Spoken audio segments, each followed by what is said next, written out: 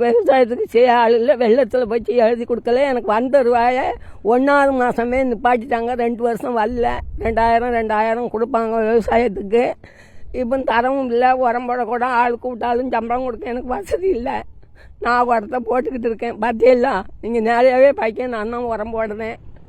எனக்கு பார்க்கறதுக்கு ஆள் கிடையாது. எனக்கு 15 மரக்க வரப்பாடு இருக்குது. 15 மரக்க வரப்பாடு இருந்தாலும் நான் அந்த ஆள் புண்ணியத்துக்கு இந்த வடக்கு வயக்காரங்க தான் உங்களுக்கு தராங்க. இன்னும் துட்டு கூட கொடுக்கல. இனிமேல் தான் கொடுக்க. வீட்டு மிட்டாய் கல்லுக்கான இன்ஸ்டியூட்டில் வேலை பார்த்தாங்க. அங்கே ஒன்றும் கூட கொடுக்கல அவளுக்கு.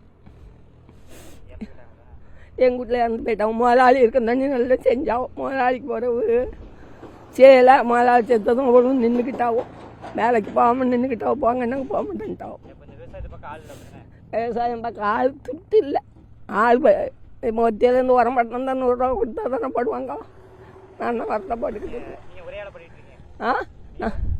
ஆமாம், நான் ஒரு ஆள் பக்கம் பிள்ளையெல்லாம் ஆட்டோ எடுத்து பொண்டாட்டி மாதிரி விட மாட்டேங்க. உனக்கு என்னம்மா அப்படிங்க.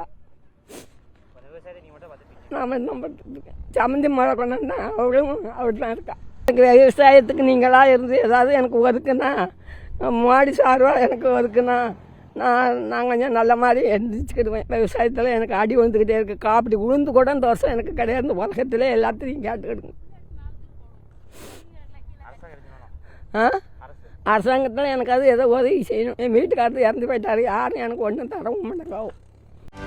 செய்திகளை உடனுக்குடனும் துல்லியமாகவும் தெரிந்து கொள்ள சப்ஸ்கிரைப் பண்ணுங்க.